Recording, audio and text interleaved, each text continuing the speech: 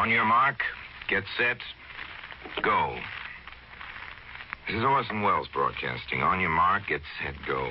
The mark is Sunday, June 30th, 1946. Get set for 2 tremendous explosions and go. Well, you might as well go to the hills, or maybe the moon would be safer. After they drop that thing at 5:30 tonight, we may all go to glory.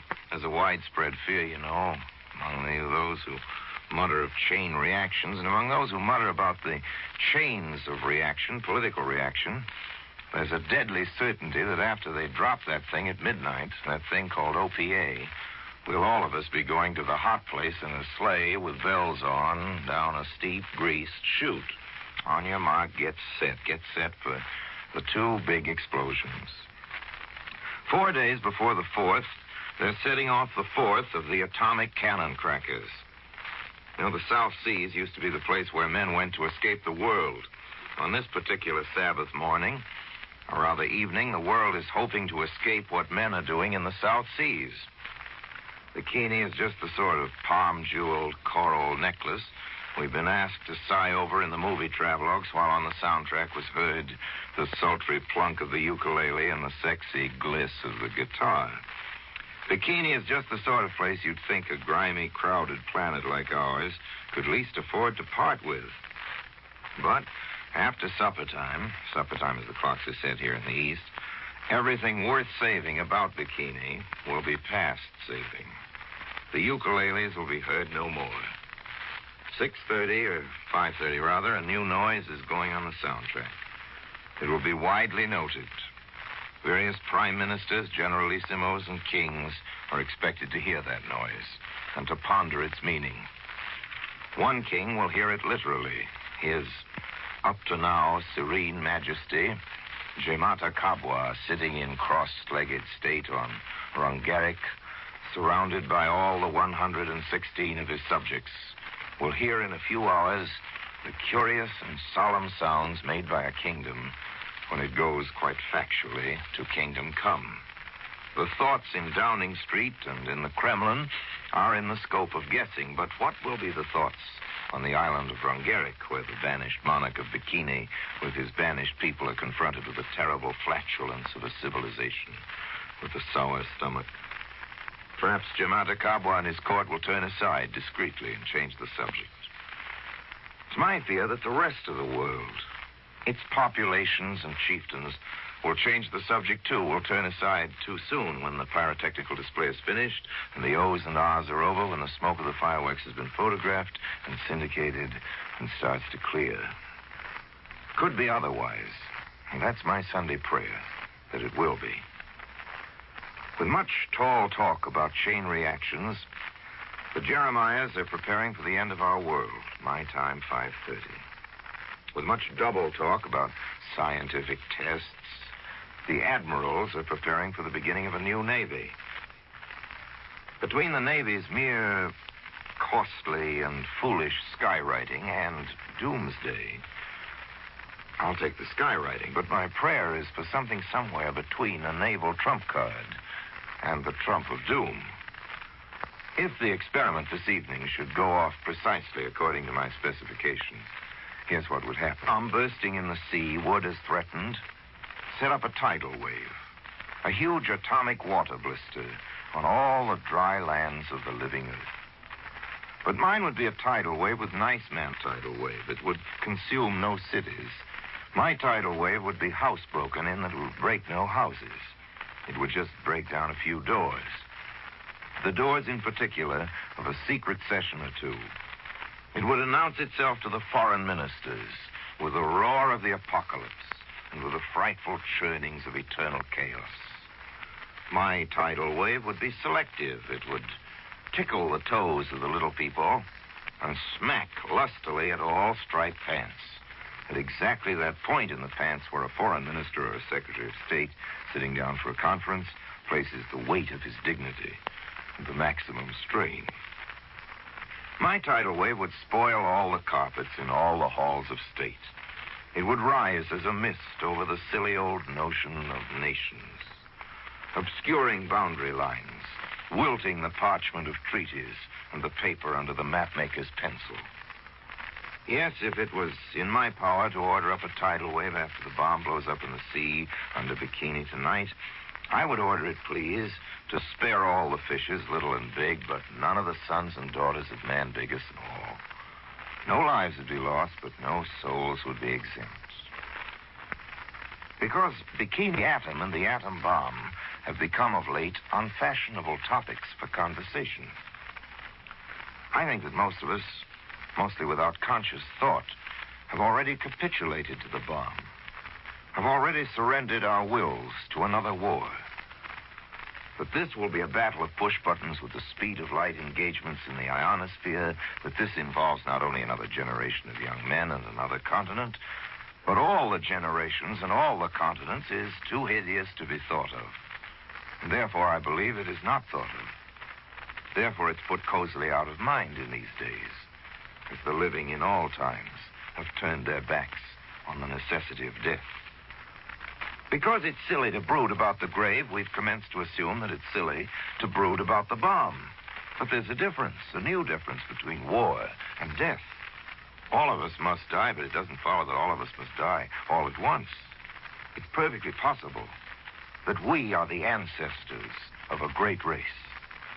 This is only possible if the world doesn't come to an end, which is only possible if we can put an end to war-making and to war. But there's a wicked, wasting cancer of apathy, chewing at the fibers of our spirit, burning out our potence as a people. From letting George do it, we've turned to the cynicism that says nobody can do it, that peace is past all patching, that the struggle for power by force of arms is part of a cycle of life, like the turning of the leaf in the fall, like the freezing of sap in the winter. We walk erect, wearing shoes on our feet and striding upon pavements, because there were those among us who claimed that our species is divine. And there were others who believed this audacity and set to work on the manufacture of shoes and the making of pavements. The explosion at Bikini is not a law of nature, but an application of law. The bomb is scheduled, not by the influence of the planets, of the turning of the tides, of the endless logic of the calendar. The bomb is scheduled by man, out of season. And unlike winter, it need never come again. I've seen men squatting by the roadside in far and savage places, waiting with glazed eyes for the coming of death, because they had decided that death himself had decided to come. In the cities today, in the faces of those walking in the streets, in the eyes of my friends, I see now the same idiot resignation. We've decided we are too small for the big thing that we have built. There's nothing behind this decision but mumbo-jumbo and the shock of panic. We who once were cannibals, we who have moved from the cave to the cathedral, have presently surrendered at the very brink of catastrophe to the ancient lie that we can change the world, but that we cannot change ourselves. So it is that atom warfare is no longer chic table talk, because of the doubt festering in our bones that we are incapable of atomic peace. My tidal wave, then, would be tailor-made to reinstate the topic. My tidal wave would give it top priority. It would kill nobody, but it would give everybody's feet wet. It would give everybody wet feet, rather. I'm not convinced that the noisy ritual of Operations Crossroads will accomplish anything, but I'd be very happy indeed if it would give us all the children of men, just a taste of the deluge. The second explosion on our timetable is the blowing up at midnight of price control, and there'll be more left of Bikini than of the OPA. When the history of the coming inflation is written, tomorrow will probably be known as Black Monday. Certainly the black market will be nothing compared to it. Automobiles, just for one instance, buyers up from South America will be paying $5,000 for about anything on four wheels tomorrow afternoon.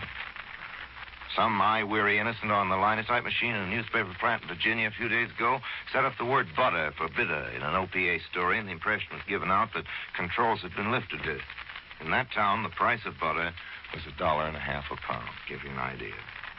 So Black Monday may be Mad Monday on the chapter heading of tomorrow. To the president, our warmest congratulations for his veto of a bill for price control which never could have been administered. Harry Truman was a statesman when he signed that veto, but also a politician of no small maturity in the bargain. After all the Mad Mondays are over and the nation settles down to a solid bout of inflation, it won't be so easy for the friends of inflation to blame the president for the wonders they've worked. There's even a faint flicker of hope for some control of living costs showing on the far horizon, but make no mistake, the hope is faint indeed. Regarding the first explosion on this noisy night, and control of further explosions, control of the atom, Mr. Baruch's charts notwithstanding, is still a matter of black blank debate between those that have the bomb and those who want the bomb. The strength of the American position is the simple and tremendous fact of possession. But the fact that we have the bomb is also the center of the weakness of our moral argument.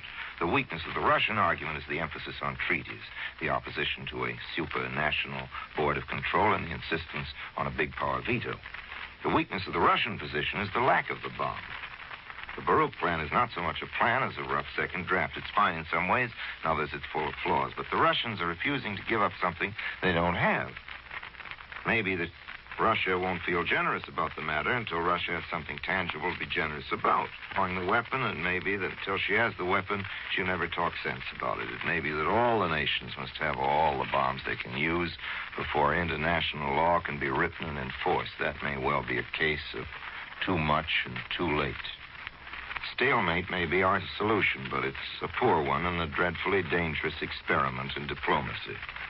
Only a plan, mutually and heartily agreed upon by all the nations, can match the size of the emergency. And the way things are going now, only the organized indignation of the plain peoples everywhere can enforce such a plan.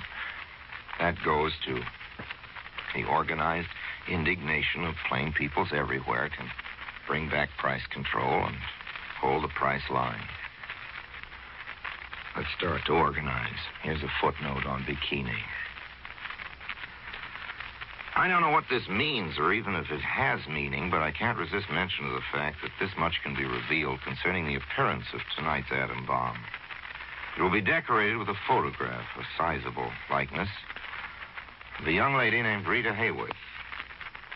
Not long ago, I watched quite another sort of young lady paint her lips with something called, over the counter, the atom lipstick.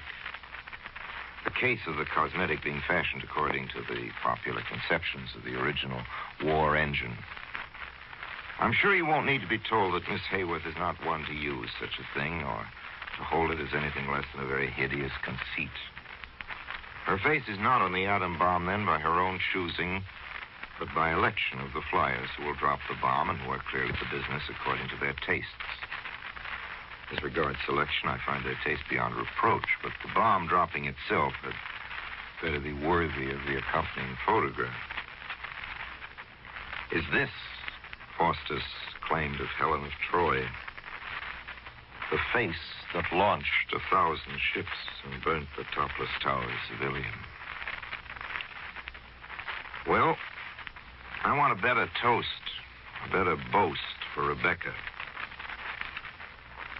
I want my daughter to be able to tell her daughter that grandmother's picture was on the last atom bomb ever to explode. Now my time's about up. About time for me to say goodbye to you. With one more word about this OPA business, if I have a second.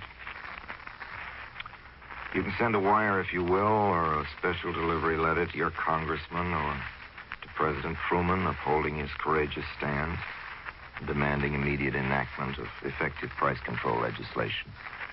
If you do, you'll be saving that dollar and making it worth something. Now my time is up. Thanks for listening. Please let me come to call again this same time. Next week, same station. Until then, I will be obedient to yours. This is the American Broadcasting Company.